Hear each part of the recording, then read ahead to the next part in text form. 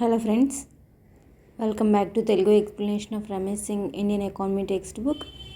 So line to line explain చేస్తున్నాను. Text book అంతా కూడా మీకు చాలా బాగా టైం సేవ్ అవుతుంది ఈ ఎక్స్ప్లెనేషన్ వల్ల. సో మీరు కరెంట్ ఆస్పెక్ట్స్ మీద ఎక్కువ కాన్సన్ట్రేట్ చేయొచ్చు.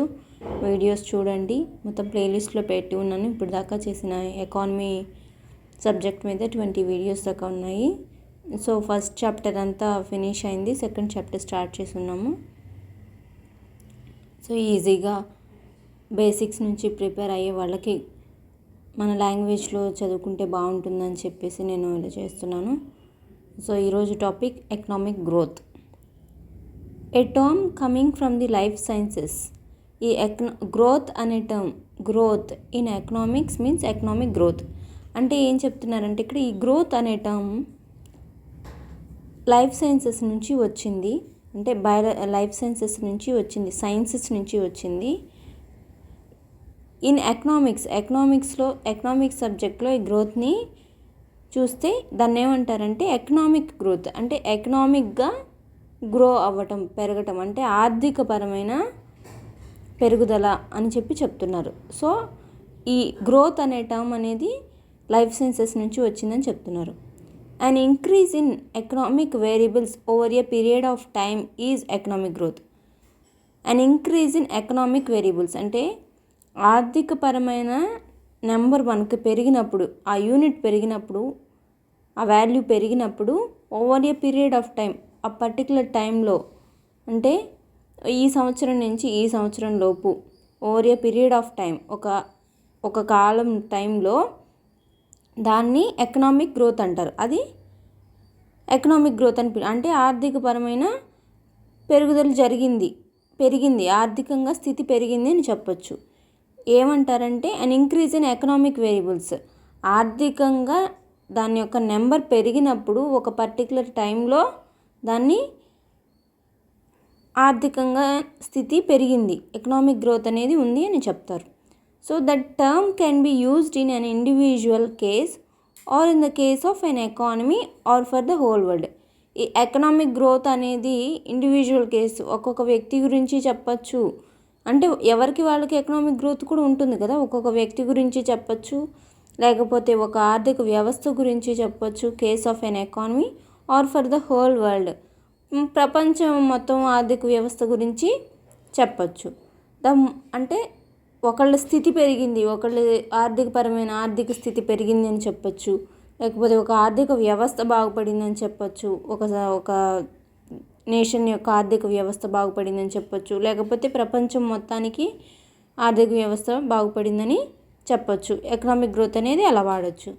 The most important aspect of the growth is its quantifiability. అంటే క్వాంటిటీ, ఈ గ్రోత్లో మోస్ట్ ఇంపార్టెంట్ ఆస్పెక్ట్ ఏంటంటే క్వాంటిటీని చూపిస్తుంది, క్వాంటిటీని చూపిస్తుంది. That is one can measure in it's absolute terms.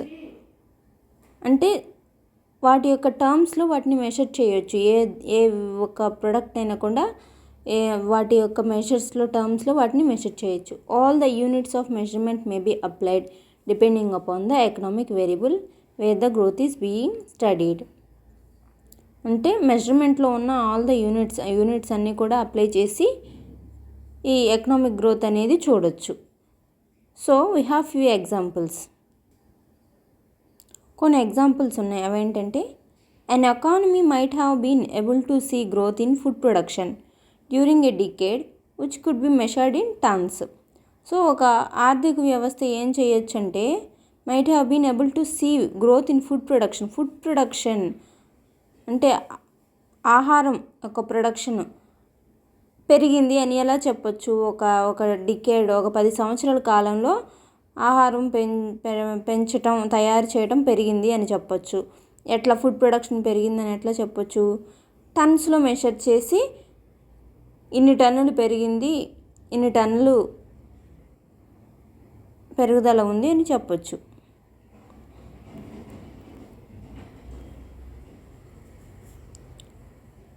Next, the growth of road network in an economy might be measured for a decade or any period in miles or kilometres. Suppose road network అనేది పెరిగింది, ఒక ఆర్థిక వ్యవస్థలో roads అనేవి బాగా వేశారు, పెంచారు, ఎక్కువ దూరం రోడ్లు వేయించారు. ఇవన్నీ ఎలా మెషర్ చేయొచ్చు? ఒక ఇన్ని సంవత్సరాల కాలంలో ఈ టైంలో ఇన్ని కిలోమీటర్స్ ఆఫ్ రోడ్ వేశారు అని చెప్పి ఇలా గ్రోత్ ఉంది అని చెప్పచ్చు. Similarly the value of the total production of an economy might be measured in currency terms, which means the economy is growing. So total production of an economy ఆర్థిక వ్యవస్థ మొత్తం సంపాదించింది, ప్రొడక్షన్ చేసిందంతా మెషర్ చేయొచ్చు. ఎట్లా? కరెన్సీ టర్మ్స్లో, డబ్బు రూపంలో measure చేయొచ్చు. డబ్బు రూపంలో మెషర్ చేసినప్పుడు విచ్ మీన్స్ ఏమంటారంటే ఎకానమీ ఈజ్ గ్రోయింగ్. డబ్బు పెరిగితే ఎకానమీ కూడా, ఆర్థిక వ్యవస్థ కూడా పెరుగుతుంది అని చెప్పొచ్చు. Per capita income for an economy might be measured in monetary terms over a period. Per capita income అంటే పర్ హెడ్ ఎంత ఇన్కమ్ వస్తుంది అని ఫస్ట్ చాప్టర్లో ఈ టర్మ్ని మనం క్లియర్గా ఎక్స్ప్లెయిన్ చేసాం. For an economy might be measured in monetary terms over a period of time. డబ్బు పరంగా ఒక ఎకానమీని మెషర్ చేయొచ్చు. We may say that economic growth is a quantitative process. Economic గ్రోత్ని క్వాంటిటేటివ్ ప్రాసెస్గా చెప్పొచ్చు. కాబట్టి సో ఈ ఎకానమిక్ గ్రోత్ని to calculate the growth rate of an economic variable, growth rate చూడాలంటే ఎకానమిక్ వేరియబుల్స్లో the difference between the concern period is converted into percentage form. ఈ సంవత్సరం నుంచి ఈ సంవత్సరం దాకా ఇంత గ్రోత్ ఉంది అని అన్నారనుకోండి, అంటే ఇక్కడ తక్కువ ఉన్నట్టు ఇక్కడ పెరిగినట్టు కదా. ఇక్కడ 100 ఉందనుకోండి, ఇక్కడ 105 ఉందంటే దీంట్లో నుంచి మైనస్ చేసి ఎంత పెరిగిందనేది చూస్తారు. అప్పుడు దాన్ని పర్సంటేజ్ ఫామ్లోకి కన్వర్ట్ చేస్తారు. ఫర్ ఎగ్జాంపుల్, ఇక్కడ ఒక ఎగ్జాంపుల్ ఇచ్చారు చూడండి. If a dairy farm owner produced 100 litres of milk last month. పోయిన మంత్ 100 లీటర్స్ ఆఫ్ మిల్క్ ఒక డైరీ ఫార్మ్ ఓనర్ ప్రొడక్షన్ చేశాడు. And 105 litres in the following month. తర్వాత 105 లీటర్స్ చేశారు. ఎంత గ్రోత్ అయింది? 5 litres. The dairy has a growth rate of 5 litres, 5% over a period of 2 months. So ఈ 2 నెలల కాలంలో ఆయన 5% ఆఫ్ గ్రోత్ని తెచ్చుకున్నాడు. Similarly we may calculate the growth rate of an economy for any successive periods. ఇదే విధంగా ఇప్పుడు ఈ మిల్క్ డైరీ ఫామ్ ఎగ్జాంపుల్ చూపించాం కదా. లాస్ట్ మంత్ ఇంత ప్రొడక్షన్ జరిగింది, ఇప్పుడు ఇంత ప్రొడక్షన్ జరిగింది తర్వాత మంత్. సో ఈ వచ్చిన డిఫరెన్స్ని పర్సంటేజ్ ఫామ్లో కన్వర్ట్ చేసుకొని గ్రోత్ రేట్ అనేది క్యాల్కులేట్ చేశారు. అదే ఎకానమీ విషయంలో కూడా గ్రోత్ రేట్ని అలానే వాళ్ళు ఏ సంవత్సరం నుంచి ఏ సంవత్సరం దాకా అనుకున్నారో అలానే క్యాల్కులేషన్ చేస్తారు. So growth rate is an annual concept which may be used otherwise with the clear reference to the period for which it is used. So ఈ గ్రోత్ రేట్ అనేది ఒక యాన్యువల్ కాన్సెప్ట్ అనమాట. అంటే ఒక సంవత్సరానికి ఒకసారి చేస్తారు. Which may be used otherwise with the clear reference to the period for which it is used. అంటే ఇన్ని సంవత్సరాల నుంచి ఇన్ని సంవత్సరాల దాకాని చూసి ఒక క్లియర్ రెఫరెన్స్ ఇవ్వడానికి ఆ పర్టికులర్ పీరియడ్లో చేస్తారు. Though growth is a value neutral term, that is it might be positive or negative for an economy for a specific period. We generally use it in the positive sense. జనరల్గా growth అంటే మనం positive అని అనుకుంటాం, కానీ ఇది neutral అనమాట. ఇదేంటంటే positive ఉండొచ్చు, నెగిటివ్ గ్రోత్ ఉండొచ్చు, పాజిటివ్ గ్రోత్ ఉండొచ్చు. గ్రోత్ పెరిగిందంటే ఎక్కువగా అంటే పెరిగినప్పుడు పాజిటివ్ గ్రోత్ అంటారు, తగ్గినప్పుడు నెగటివ్ గ్రోత్ అంటారు. For an economy for a specific period. ఆ పర్టికులర్ పీరియడ్లో గ్రోత్ పాజిటివ్గా ఉంది, పెరుగుతుంటే తగ్గుతుంటే గ్రోత్ అనేది నెగిటివ్గా ఉంది. కానీ మనం we generally use it in the positive sense. Economic growth అంటే జనరల్గా పాజిటివ్గానే మనం తీసుకుంటాం. If economist say an economy is growing, it means that economy is having positive growth. ఇక్కడ చెప్పాను కదా. సో ఎకానమిస్టులు ఎకానమీ ఈజ్ గ్రోయింగ్ అంటే the economy is having positive growth. Economy is growing అంటే పాజిటివ్ గ్రోత్ ఉన్నట్టు. Otherwise they use the term negative growth. Otherwise అది grow కానప్పుడు వాళ్ళు ఏమంటారంటే నెగిటివ్ గ్రోత్ అంటారు. So this is called positive growth and negative growth. Economic growth is a widely used term in economics. So economic growth అనేది చాలా ఎక్కువగా వాడే పదం ఎకనామిక్ సబ్జెక్ట్లో, which is useful in not only national level economic analysis and policy making. Not only national level economic analysis, national లెవెల్లో economic analysis చేయడానికి అంటే పరిశోధనలు చేయడానికి, గమనించడానికి, పాలసీలు చేయడానికే కాకుండా but also highly useful in the study of comparative economics. ఇలానే కాకుండా కంపారిటివ్ ఎకనామిక్స్లో కూడా ఇది బాగా ఉపయోగపడుతుంది ఎకనామిక్ గ్రోత్ అనేది. అంటే కంపారిటివ్ ఎకనామిక్స్ అంటే వాళ్ళు ఎలా ఉన్నారు, మనం ఎలా ఉన్నారు, వాళ్ళ స్థితి ఎలా ఉంది, మన స్థితి ఎలా ఉంది అని చూడటానికి కూడా ఉపయోగపడుతుంది. International level financial and commercial institutions go for policy making and future financial planning on the basis of the growth rate data available for the economies of the world. So international level financial and commercial institutions policy అనేవి తయారు చేయడానికి, future financial planning అనేది చేయడానికి ఏంటంటే base ఏం తీసుకుంటారు, ఈ growth rate data అనేది తీసుకుంటారు, available for the economies of the world.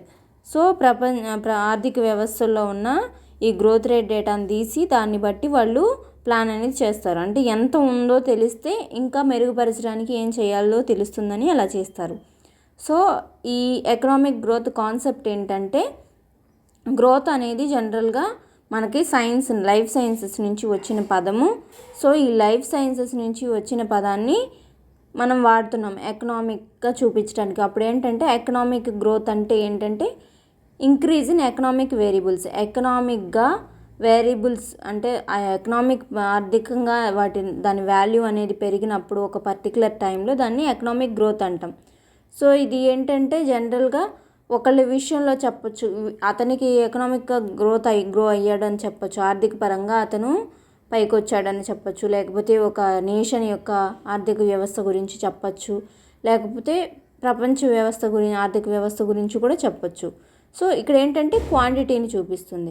ఈ క్వాంటిటీ అనేది అబ్సల్యూట్ టర్మ్స్లో మెషర్ చేయడానికి, ఇప్పుడు ఫుడ్ ప్రొడక్షన్ పెరిగింది అనుకోండి టర్న్స్లో మెషర్ చేస్తారు, రోడ్ నెట్వర్క్ పెరిగింది కిలోమీటర్స్లో మెషర్ చేస్తారు, ఎకనామిక్గా గ్రోత్ చూపించాలి. సో కరెన్సీలో చూస్తారు, total product per capital income పరంగా చూస్తారు, ఇంత ఇన్కమ్ మానిటరీ టర్మ్స్లో చూస్తారు. సో గ్రోత్ రేట్ అనేది పర్టికులర్ పీరియడ్స్లో, ఇప్పుడు ఒక సంవత్సరం ఇంత ఉంది, ఇంత గ్రోత్ ఉంది, నెక్స్ట్ సంవత్సరం కొంచెం ఎక్కువ ఉంది, వాటి రెండిట్లో నుంచి మైనస్ చేసి వచ్చిన దాన్ని డిఫరెన్స్ ఉంటుంది కదా, ఆ డిఫరెన్స్ని పర్సంటేజ్ ఫామ్లోకి కన్వర్ట్ చేస్తారు. ఆ విధంగా గ్రోత్ రేట్ అనేది క్యాల్కులేట్ చేస్తారు. ఇది ఒక యాన్యువల్ కాన్సెప్ట్. సో ఇది పెరుగుతుంటేనేమో పాజిటివ్ గ్రోత్ అంటారు, తగ్గుతుంటేనేమో నెగిటివ్ గ్రోత్ అని చెప్పి ఎకానమిస్టులు చెప్తారు. సో ఇది widely used term economic growth అనేది. సో ఇది నేషన్ ప్లానింగ్కి అనాలిసిస్కే కాకుండా నేషన్ కంపారిటివ్ ఎకనామిక్స్కి కూడా ఉపయోగపడుతుంది. అంటే వేరే వాళ్ళు ఎలా ఉన్నారు అనేది కంపేర్ చేసుకోవడానికి, వాళ్ళ స్థితి ఎలా ఉందని కంపేర్ చేసుకోవడానికి కూడా వాడతారు. So international level financial and commercial institutions ఏం చేస్తారంటే పాలసీని తయారు చేయడానికి ఈ గ్రోత్ రేట్ యొక్క డేటాను తీసుకొని దాన్ని బట్టి పాలసీస్ అనేవి చేస్తారు. This is economic growth.